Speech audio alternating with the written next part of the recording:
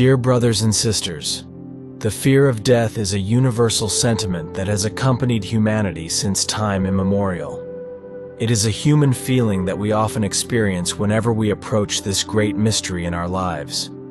A mystery that certainly disturbs us, but also fascinates us at the same time.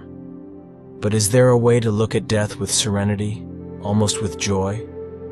Saint Teresa of Avila, a Spanish mystic and theologian of the 16th century, offers a vision of death that challenges our deepest fears. In her Book of Life, she describes the mystical experience she had at the point of death. It's a vision that the saint shared with all of us and reiterated many times in private letters and other writings. It's a testimony that I invite you to listen to until the end, because these are words that can help us in our daily lives and in our journey of faith. But now let's live through Saint Teresa. It seemed to me that my soul was leaving my body, and I felt no pain, only a great sweetness and tranquility. And it seemed that in an instant I saw myself in another region, all bright and shining. And in that moment, it seemed to my soul that it clearly knew it had left the body, and that God possessed it, and that it was in heaven.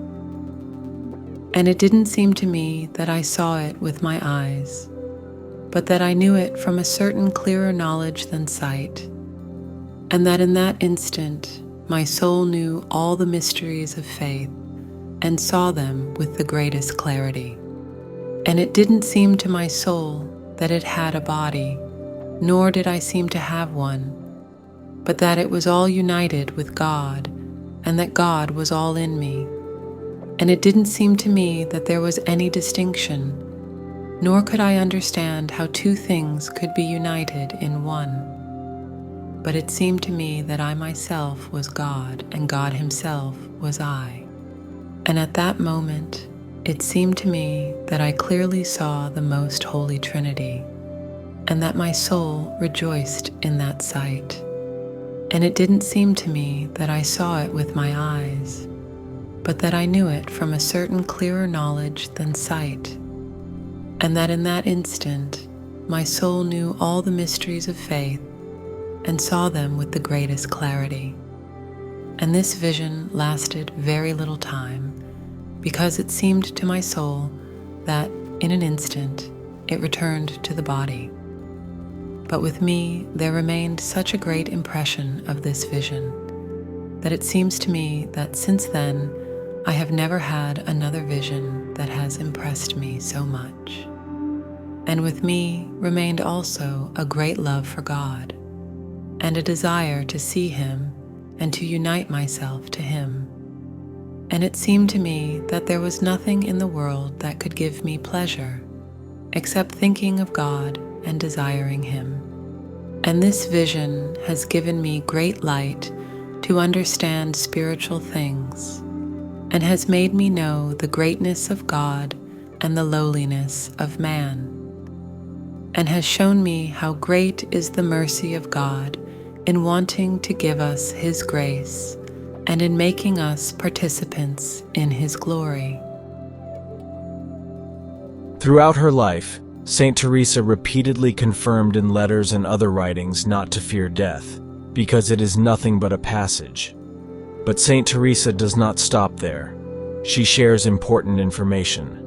She writes, "The less we enjoy in this world, the greater will be our joy in the afterlife, where the mansions will be in proportion to the love with which we have imitated the life of our good Jesus." But what does this phrase mean? To obtain God's grace, do we have to renounce any earthly pleasure and live an ascetic life, a life of suffering and privation? Not quite.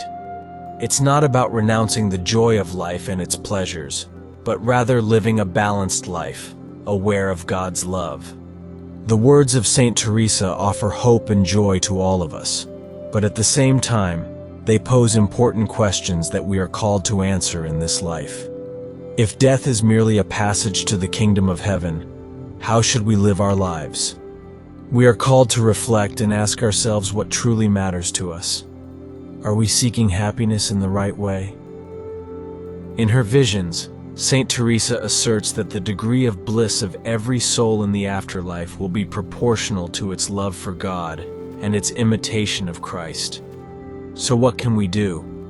We can live a life according to the principles of the gospel, praying and meditating, and engaging in acts of charity and service to others.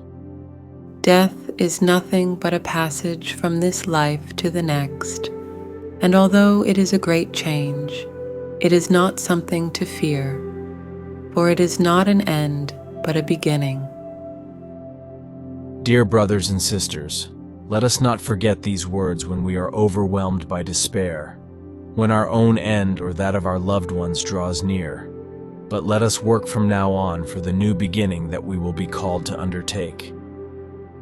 Share in the comments what you think, your experiences, your fears, and your advice for living faith every day. Your opinion is important to us and all members of the community, and if you haven't already, don't forget to subscribe to the channel so you don't miss out on new videos. May God bless us all.